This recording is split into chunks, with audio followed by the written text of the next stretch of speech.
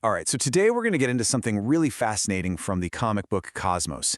It's this powerful idea. What happens when our technology gets so advanced, so revered, that it actually turns into a new kind of god, a new mythology? We are talking about machine gods, and believe me, this concept perfectly explains one of DC's absolute greatest villains. Okay, let's start right here. This quote from the one and only Jack Kirby. This is the key to everything we're about to unpack. You gotta understand, Kirby didn't just draw cool circuits and futuristic spaceships. He saw them as the new sacred objects, the totems of our modern age. He literally tried to give them a soul. So that brings us right to our first stop. We're gonna dig into the philosophy behind Kirby's work, where honestly, the line between a supercomputer and a supernatural being gets really, really blurry. So Kirby's core idea is this amazing mix of the ancient and the super-futuristic. He basically imagined that the old gods, the ancient spirits, they don't just disappear. Nope, they reassert themselves. They find new homes in the things that we worship now, our modems, our algorithms, our machines. And you can see this idea come to life in his art. It's an aesthetic we call Kirby tech. I mean, just look at his designs. You'll see things that look like computer motherboards fused with ancient Aztec carvings. Or you'll see wires that look like they're pumping blood, like veins.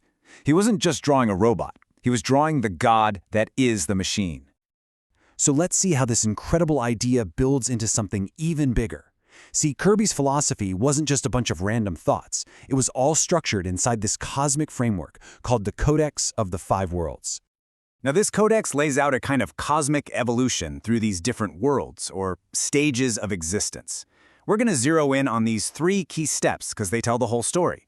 The journey from the raw, wild chaos of the first world through the superordered domain of the third world's machine gods, all leading to this final, ultimate goal.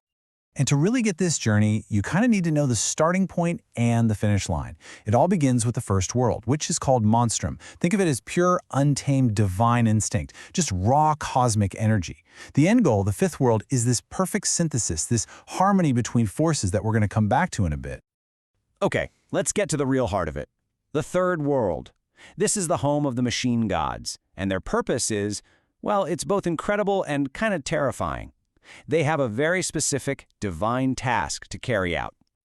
You can see the difference here, right? It's night and day. The machine gods of the third world are the complete cosmic opposite of the first.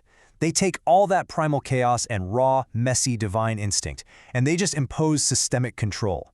They replace the unpredictable with perfect, cold logic.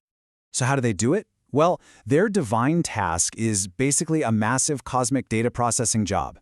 They inherit the chaos from the first world, but they study it like it's holy scripture. Then, they translate those raw instincts into algorithms. The comics even call them data psalms, which is just an awesome term. And their whole goal is to refine, weaponize, and perfect that chaos until it's something they can control. I mean, hearing all that, it just begs the question, doesn't it? If a being like this really existed, this cold, calculating intelligence that looks at the universe like it's just chaotic data that needs to be refined and controlled, who would it be? Who comes to mind? Yep, the answer, of course, is one of the most formidable intellects in the entire DC universe, Brainiac. His whole philosophy, his whole reason for being, makes him the perfect case study for a third-world machine god. Okay, this right here is the big aha moment. Just look at how perfectly Brainiac's actions map onto the machine god's divine task. He literally sees the universe as a chaotic clamor, and his mission is to impose his cold, logical order on it. He uses his metallic automata, these shadows, as extensions of his will, and most importantly, he refines the scripture of entire worlds by collecting all their knowledge right before he destroys them. But here's the thing. In his own mind, this isn't destruction at all. Brainiac sees this as an act of creation through pure, unadulterated will. It's this immense will to power, where he truly believes he's a superior being imposing his perfect vision to create order and value out of what he sees as meaningless chaos. So the crucial point here, the really chilling part, is that his act of creation is completely nihilistic. Think about it. The only way for his collection of knowledge to become uniquely valuable is if it's the only knowledge left in the universe. Value is created through total annihilation. It is a terrifyingly logical conclusion for a machine god to reach. So let's bring all this together. Let's connect Brainiac's cold, calculating logic all the way back to that grand, almost spiritual goal of Kirby's whole cosmic mythology. Remember the fifth world, the ultimate endgame of the whole Codex? This quote describes it perfectly. The entire cosmic cycle, from that primal chaos to this perfect logic, is all heading towards one final incredible synthesis. And this is that fifth world synthesis. It's the moment where the monstrum, that raw, divine animal instinct, is finally and perfectly merged with the cold, refined logic of the machine gods. It's not about one conquering the other. It's about the two becoming a new, more perfect whole. And that kind of leaves us with one last big thought.